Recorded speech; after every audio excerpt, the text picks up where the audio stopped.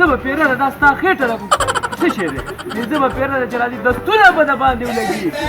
نو دستونه خو به را باندې لګي دا دې چل دی که نه چې تاسو دا واده وینا کړی ولی دی کارډ ما سره جیب کې دي دا اوس وګوره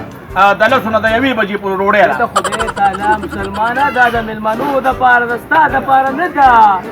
مړه بیا داسې چل کوې د لسو نه د 11 پورې بیا پکې کارډ کې لیکلي سړی خو تم مړوې که نه ډوډۍ ته هم پرېږدي که پرېږدي پڅه اغواشه لږه اغواشه تصویران وباسي اغواشه